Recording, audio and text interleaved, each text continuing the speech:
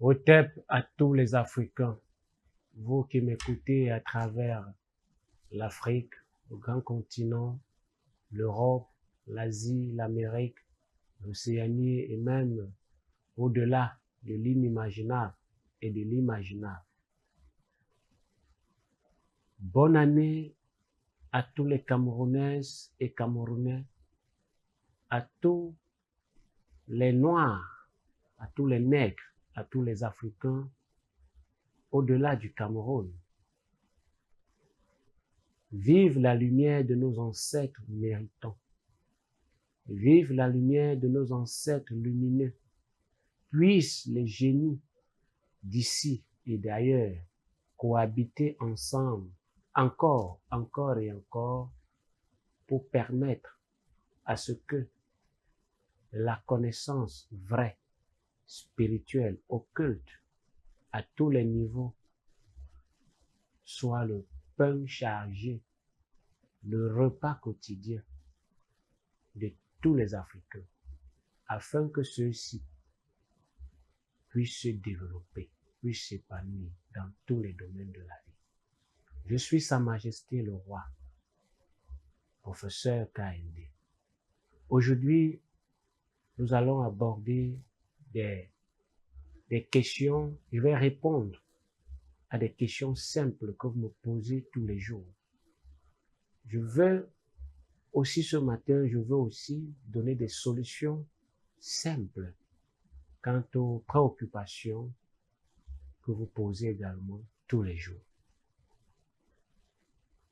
Commençons donc par ce qui est inévitable. Je vais entrer dans l'aspect du quotidien, le cas du vol, le banditisme. Vous avez remarqué que de plus en plus les jeunes se livrent à des activités d'incivisme, de voyoutisme. Et très souvent, vous n'avez même pas remarqué que c'est quelque chose qui a une connotation ésotérique. Il y a des personnes qui sont nées avec du vol parce que soit elles irritent autant pour moi parce qu'on dit une personne, elles irritent d'un karma négatif, soit parce qu'elles sont victimes d'un sort lancé en leur défaveur ou d'un sort qu'elles ont porté dans leur chemin, sur leur passage ou quelque part. Ça veut dire elles étaient au mauvais endroit, au mauvais moment. D'accord? Dans le cas du vol également, vous allez remarquer qu'il y a donc des personnes qui sont gâtées. C'est-à-dire, les personnes se sont assises à cause de la faute de certains parents envers une communauté, envers un village. Les gens se sont réunis pour détruire leur génération, au moins sur 20 générations. C'est pourquoi vous allez vous en rendre compte qu'il y a beaucoup de cas de vol. Au Cameroun, les cas de vol à 70% relèvent de l'occultisme. Ça veut dire que c'est des personnes qui sont déchues du point de vue spirituel. Alors, il y a des solutions qui sont adaptées à ce genre de situation. Ce qu'il faut faire, c'est te rapprocher. Toi qui as un enfant, toi qui as une famille qui est victime de ce genre de sort, tu te rapproches ensemble. Je vais pouvoir, avec mon équipe, bien sûr, vous aligner dans vos meilleures vibrations. Nous avons le cas de la folie. C'est un cas que certaines personnes abordent difficilement. La folie, c'est la même chose. D'accord? C'est les mêmes, je veux dire, les mêmes origines que le vol. Parfois même, vous êtes entré dans des choses souillées, sales, et à la fin, vous récoltez la folie. Parfois, on vous a simplement vampirisé à tel point qu'on a sucé votre énergie de manière totale, de manière définitive, et vous ne pouvez plus exister sur le plan humain. vous êtes obligé de sombrer dans un état léthargique à un niveau de démence très élevé, très important. Ok? Il faut savoir que les réponses par rapport à des préoccupations, elles sont d'abord somme toute culturelles. Les solutions sont d'abord spirituelles, c'est-à-dire ésotériques, occultes. Je dis bien occultes. Ok? Il faut savoir que pour réussir face à des préoccupations importantes, légères, non pertinentes ou pertinentes, il faut répondre de manière culturelle et de manière dynamique. Parce que ce que vous ne savez pas, c'est qu'en fait, tous les jours qu'il fait, d'accord, les êtres humains répondent de manière précise à leurs préoccupations grâce à leurs usages coutumiers. Voilà donc ce que entre l'importance, la valeur du patrimoine culturel.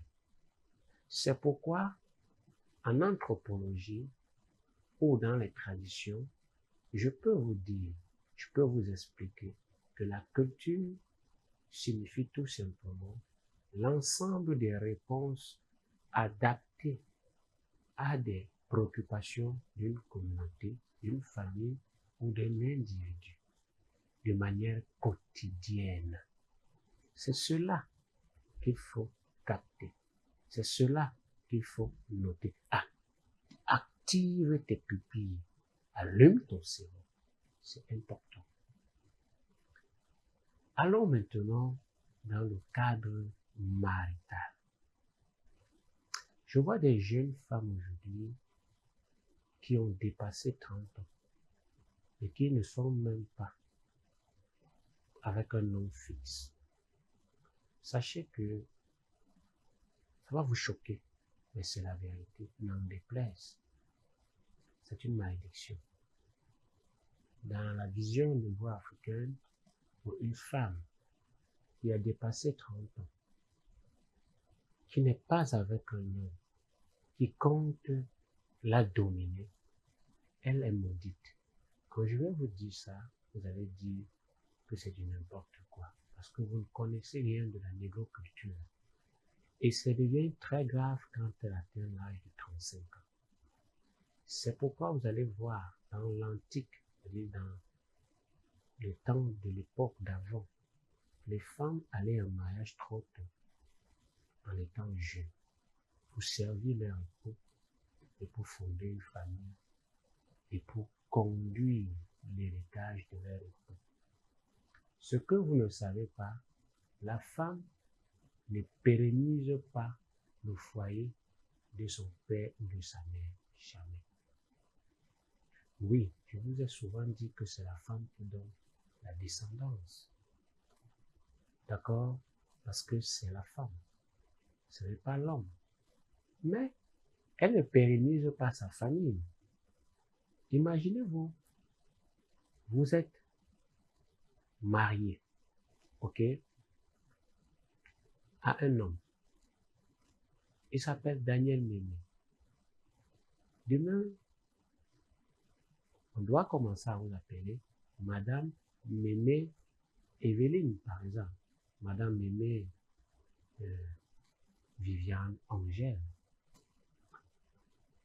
Et que la femme s'appelait à la base, par exemple, comme l'homme s'appelle Daniel Mémé, la femme s'appelait par exemple Angèle Cathy.